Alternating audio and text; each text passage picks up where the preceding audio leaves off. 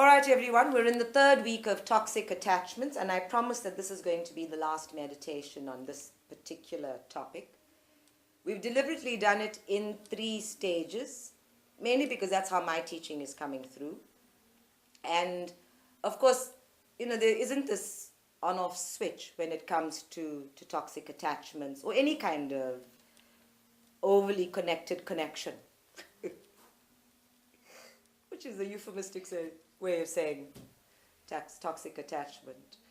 So in the first week, we talked about toxic attachments and the nature of them in terms of our thoughts and our feelings and our emotions, how we interact with the world, our belief systems, our judgments, all of those things as a way of focusing on where the toxic attachments come from and what is that inner feeling or truth or belief system that generates itself into all of the attachments and therefore creates toxins. Do you remember that meditation?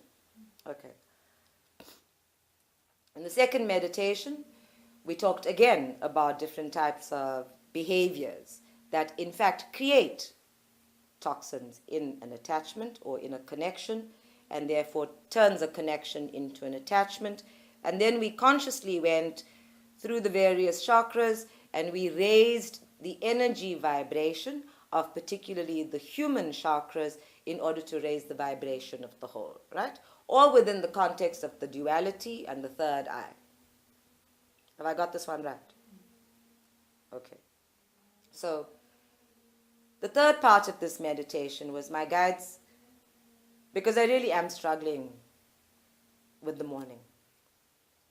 And there's an agitation inside of me where even when I go into silence, my silence, beneath all of the noise of being human and beneath all of the noise of information in terms of spirit, etc., when I go deeper and I go deeper and I go deeper, there's an agitation there that I can't quite identify. And more when I talk to them about it, and the Lord husband kicks me out of bed and he says, go be somebody's prayer answered. The world is at prayer, go be somebody's prayer answered. And then I said to Charmaine the other day, I don't know why I'm here still. It's like I have no reason to be here for me. I don't feel like I have unfinished business. I've experienced everything, been there, done that. And I don't know that I want to stick around on the earth plane in order to serve a purpose for everybody else. Like everybody else is old and big enough and grown up enough to take care of themselves now. I've channeled enough meditations, go listen to them. I can go home, I'm done. And of course, she gave me the usual reply about what would we do? There's so much work to do. And there's like all these other things that you can be doing still. And I don't actually have a bucket list. I have a bucket list, but not a bucket list. So I couldn't understand what that agitation underneath in the deepest part of my being is. And then I kind of got to a point in my teaching and in my talking and with my clients as well. And when I got to that, I thought, oh my God, really? And I always have that moment where I think that can't possibly be true of me, and then I get slapped upside the head and I know it's true of me.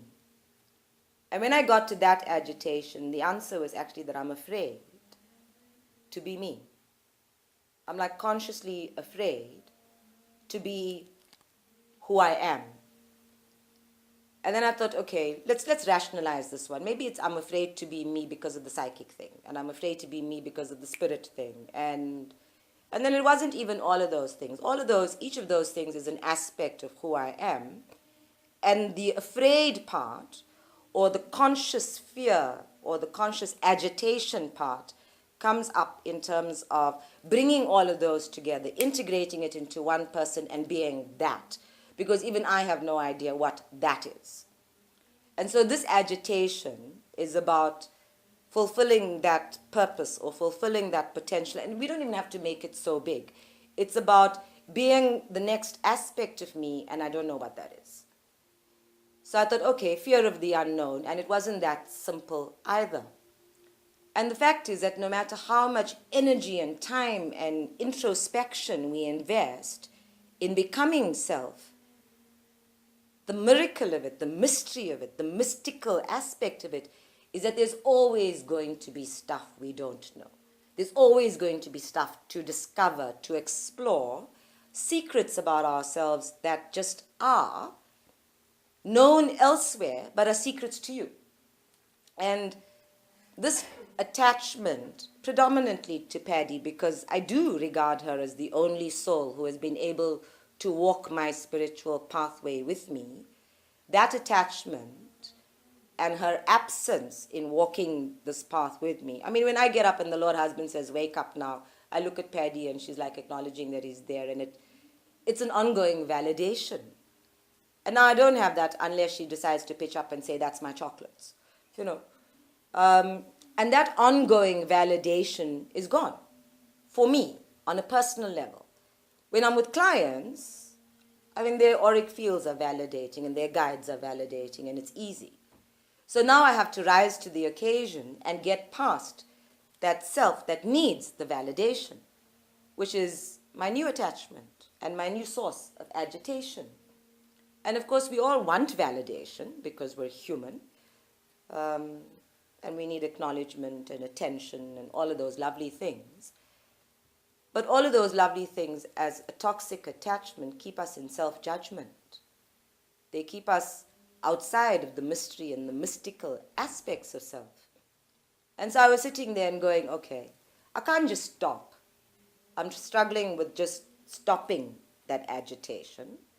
So what next?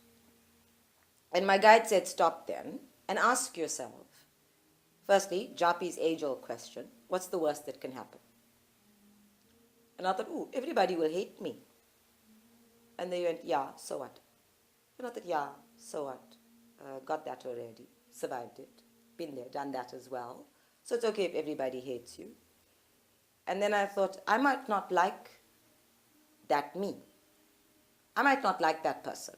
I might not like being that person. And they said, so what? You're like going to be 50. How many years are you going to be that person for? 10, 20? Maybe you change in a year or so. So this brain is now going, I might not like that person when you don't even know that person. You know? You're preempting and presupposing. So I thought, okay. And then I found my brain floundering around for why I could remain attached to this agitation. It was consciously looking. It was looking for every excuse in the book, exactly like when you get into an argument or discussion with somebody and you have to be right. And then you start over-rationalizing, and the brain goes off into the spiral. And I was watching the spiral, and while my hands are going upward, actually the energy disinvestment, it was such a downward spiral for me. And I thought, oh my God, I'm having this entire discussion with my guides against myself. How can I, of all of the people in my life, be sitting here making the series of rationalizations and excuses and justifications for why I should just be as I am now for a while and not allow all of this shifting and changing to happen at once, when I say to everybody, once there's one shift, it's a domino effect in the universe and everything shifts. What are you clinging to? Yeah? But it was scary. It is scary. Let me not put that in past tense, because it is scary. And then I had this fabulous dream, and I didn't understand it until I finished having this discussion. I had this dream where I'm sitting on the steps of the Ganga, and I can see the Ganges, but I can't see the bank on the other side. And the Lord husband is standing on the water, and he says, come, don't be afraid of the water. Just come. And I'm going, you know, like when you people were trying to get in the pool. It might be cold. I don't know if it's clean enough. I'm going to get wet. I think I'll stay here. And he was saying, come, there's nothing to be afraid of. So I get up in my dream and I see myself walking down the steps of the Ganga and walking into the water, and I can feel the wet soil at my feet, and I'm walking through the water, and gradually I feel like I'm walking upward, and the soil disappears beneath me until, and all I'm focused on is this Lord husband, because I'm not looking left or right. And when I get to him, I can't feel the soil anymore. I'm standing somewhat in and on the water in front of him. And he says, look around. And when I look around, there's only water. Even the banks of the Ganga have disappeared. And he says to me, nothing is impossible. And this agitation inside of me actually started then, because when he said nothing is impossible, and I'm looking at him, and I'm looking around, and I'm standing on the water, and I'm thinking, my head is thinking, this is not possible. I can't possibly be standing on water. It's easy for you to say that nothing's impossible because you're like the supreme being who comes from Om, and don't tell me nothing's impossible because, oh my God, and I start to sink in the water. My brain got in the whole argument and I started to sink. And then I woke up and I thought that was one heck of a wet dream. In any event, literally that was my first thought, right? And I'm like so tantric about things. In any event, it took a while for me to come to terms with that dream because it was so lucid, and I hardly ever do lucid dreaming. And it took a while for me to absorb this understanding, this knowing that nothing is impossible.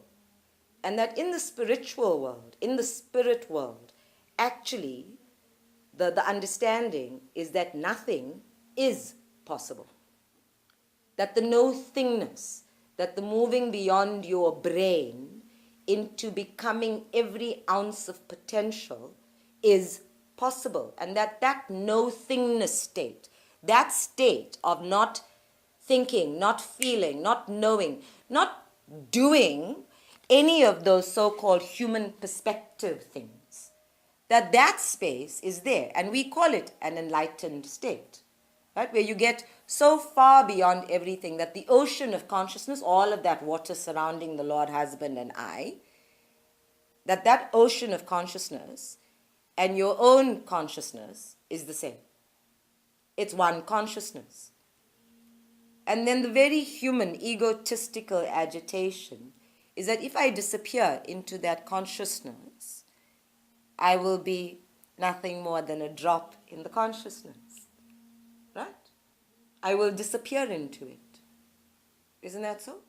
If you were to sink into an ocean, and the Titanic did it, why not you? And it's a very human fear. It's a very toxic attachment, actually, to I will not exist. I will not exist as my idea of myself now. And really, everything that you know about me and I know about me is an idea of me, right? Everything you know about you and I know about you is true.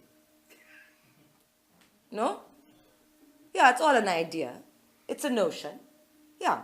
So this idea, getting past this idea, it's like getting past that idea that you can walk on water, and Jesus Christ did it, and Moses parted the oceans, and all sorts of crazy things have happened already. And you look at this and you go, no, that's an idea. It's a notion, and my brain can't grapple with it.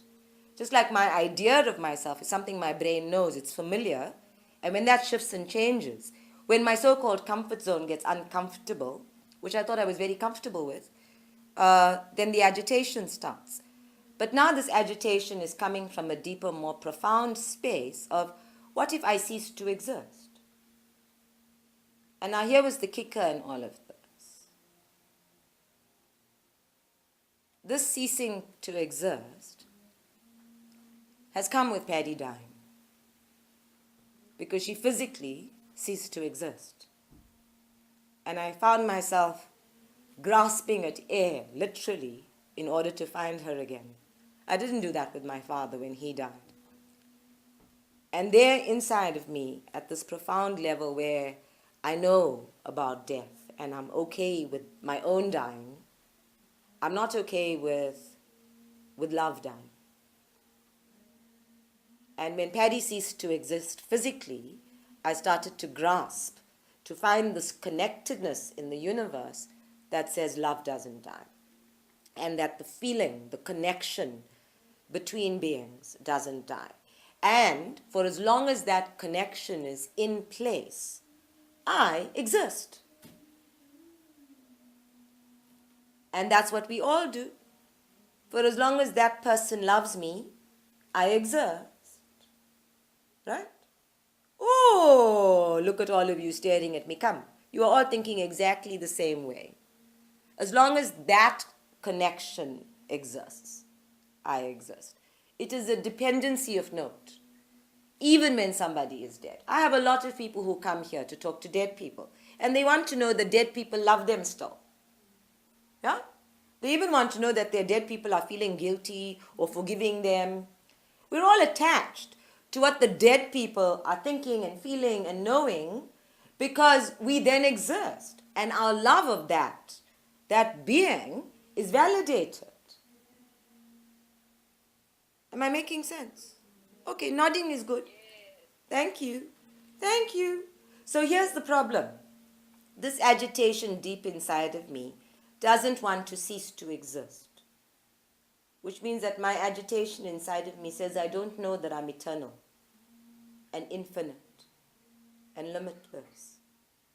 I don't know that yet. I'm finding out if I can walk on water. Because I would have to be those three things: eternal, infinite, and limitless to walk on water, right? Not astral travel, just like walk it. Okay. And my brain can't comprehend it. It cannot, it is too mind-boggling for my brain to know it. And the only way I'm going to know it is to get past my brain. And for as long as I'm stuck in this body, I have to deal with my brain. I thought lobotomy, but that one didn't go down well.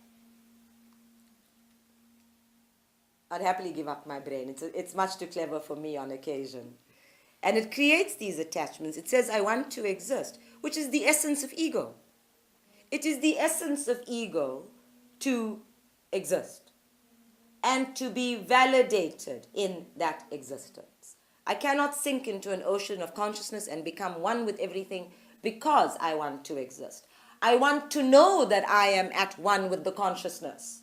I want to see myself as one with the consciousness. I want to experience myself as one with the consciousness. And all of that says I am validating my existence even as I am at one with everything. So this disappearing act, you know, the Harry Houdini disappearing into the consciousness thing, is very difficult for the brain. Exceptionally difficult. And it's an agitation inside of me that says, I exist, I must exist. I want to exist. I want everybody to know I exist. You know, it's like the tree that fell in the forest. And nobody saw it fall. Did it fall? Yes, the tree knows it fell. So I want to be like that tree. I fell, now I want everybody to know that I fell. And this, it's agitating. It's like an itch inside that I can't scratch, which is very annoying, as you well know. And I'm going, why? Why, after all of this, have I come to this point of saying, I exist, and I want to know that I exist, and I want the world to know that I exist, because I cannot sink into nothingness without that. And my clever brain said, because if you don't exist, and you sink into nothingness, how will you know? You must have the contrast, right? You must have existence to move into non-existence. You must have attachment to move into non-attachment. You must have judgment to move into non-judgment. How will you know that you have accomplished the one without the other? But the fear of letting go of my existence has got me stuck. My favorite phrase since I opened the center was, I am here. Yeah? When people say they'll call, I go, I am here. They'll visit, I am here. And now I'm saying, maybe I won't be here. You know? So I can feel that shifting and changing. Maybe my physical body will be here and I won't be here. Or maybe my physical body will be there and I will be here. I don't know. But I can feel that shifting because of that agitation around I exist. And my brain wants to know that I am here now. We say it in all the meditations. I get grounded. We get present. I am here now. And in being here now, I take ownership of my space and my moment. And then that other part of me that wants to go into nothingness says, what space? What moment? Eternal, infinite, unlimited. What space? What moment? What are you talking about? No? Don't do that. Thank you. So, see? I'm like, want to be in charge of my meditation space. I don't want to let it go. So all of these notions have been going around. And I said, this attachment to I exist, how can it be toxic? I chose to be born. How can you call it toxic? I chose to be born. I chose to go through an entire spiritual pathway in learning about who I am. And learning in that spiral that who I am now and who I am becoming and who I am becoming after that will continue, but that who I am here, the essence of my being, will continue through all of that. How can it be toxic? And my guide said, just because it is creating agitation doesn't mean it is toxic. Just like the grain of sand creates agitation in the oyster, resulting in a pearl, doesn't mean it is toxic, right? If you throw a pebble into the lake, it has the ripple effect. It doesn't mean it is toxic. Be very clear in your understanding about toxic and attachment and agitation. Sometimes your agitation is no more than a restless yearning inside of yourself to shift to the next level, to get past that energetic sealing, or you know how when you seal things off, sealing, where you sealed yourself off from the next step of you and the next stage of you. So I sat with that one. I'm learning. One of the things I've learned in this past year or so is to just sit quietly with something and let it sink into me, to absorb the words of it, because the words of it are quite powerful, and my brain can't always comprehend the meaning of it or the feeling of it if I start thinking about it. So I've taken to just sitting. And as I sat with that one and I felt it and I thought, okay, I must shift the phrase from agitation to soul yearning. So I have an agitation around I exist, and my ego self is saying, I exist. I can't let go of my existence to become at one with everything. And then here's my soul's yearning saying, but being one with everything is why you were born. Let's go there. Let's go see what happens. Maybe you'll exist even bigger and more.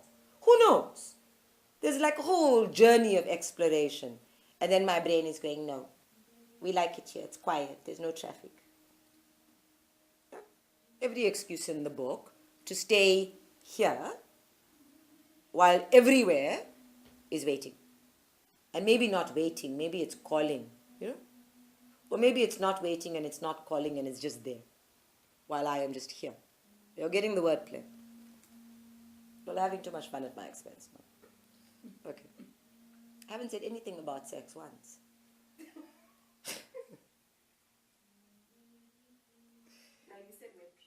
Okay, so I have been teaching you all, and this is like a bit of a slap in the face for me. I have been teaching everybody about being here now.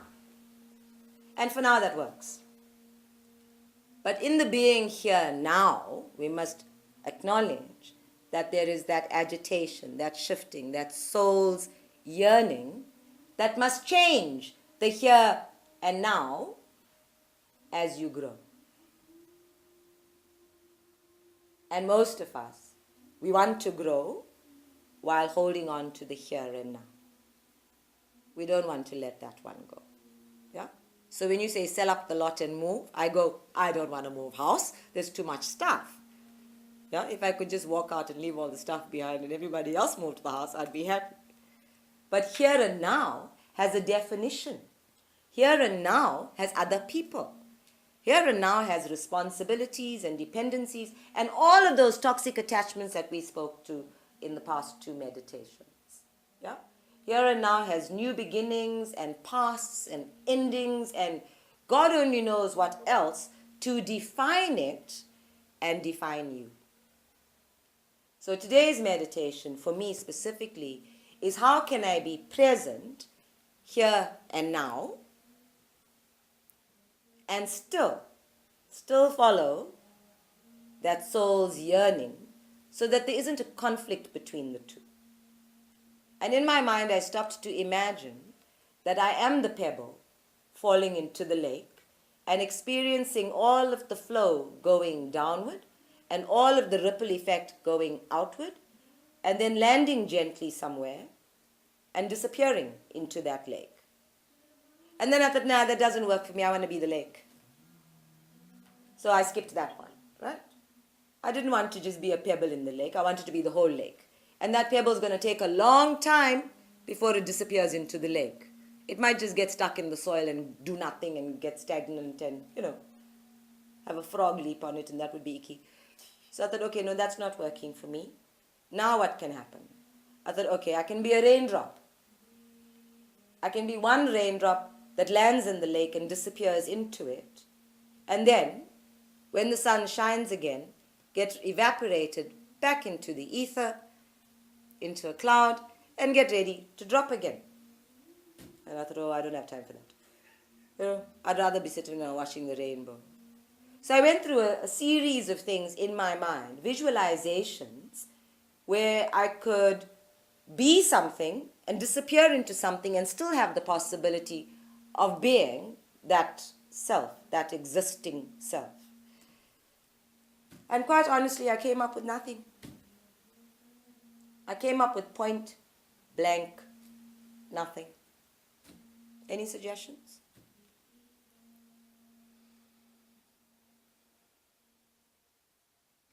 The Buddha said that there is no soul. Yeah, keep going. So, does it answer the question? Yeah. Because I tried every visualization in the book on this one. And everything fell flat. Because they were also very physically oriented. They were all connected to some physical thing. Being and doing. And there was no getting away. I understand why the Buddha said there is no soul, by the way. Yeah. There was just no getting out out of existence for as long as you're being something physical. Whether it's the raindrop or the pebble, any of those things. Yeah? And it's a different sort of attachment. So none of those visualizations were working. And then I had to sit. And sit. And sit. And sit some more. And in all of that sitting, I came to a point where all of these thoughts about I exist and I want to be at one with everything disappeared. And I was at one with everything. And I thought, ooh, just the desire to be at one with everything works. And my guides laughed at me and they said, no, the desire was getting in the way all along. Which is like a very Buddhist thing, right? The wanting, the yearning, that soul's yearning itself, which I was defining as my way forward, was actually getting in the way. It had become my own resistance. A resistance to non-existence. A resistance to no-thingness. A resistance to being, just being. Not an I, not a them, not a anything. Just that. Have I lost everybody now? Okay. I'm getting all shakes and nods here. I don't know which one to believe.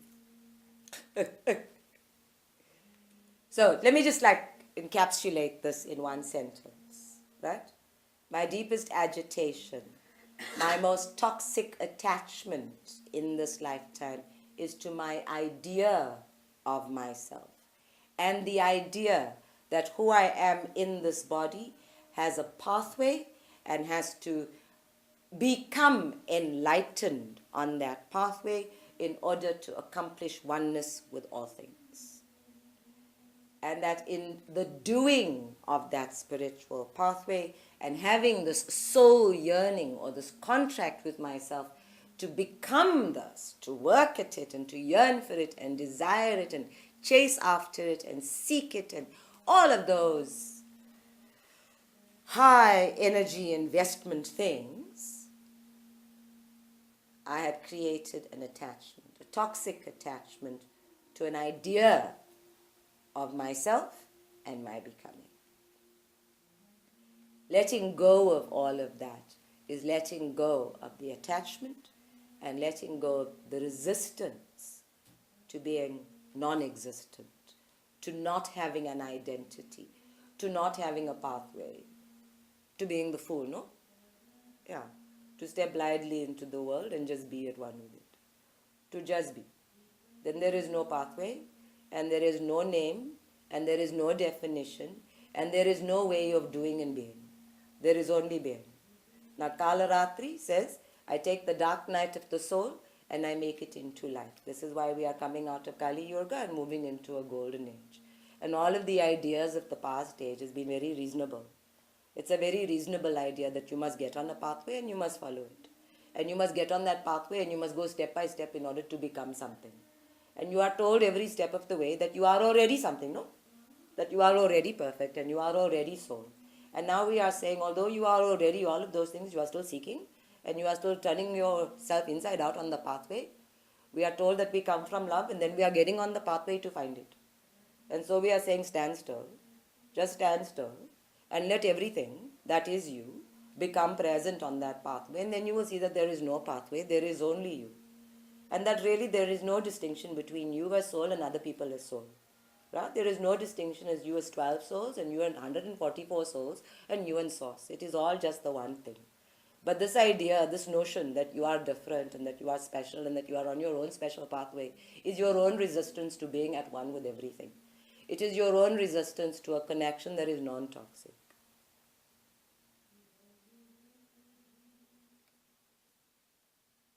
Okay. Thank you. Just take over any time of the week, please. Okay. So today's meditation is going to be just so simple. I promise you this every week, right? It's going to be so simple.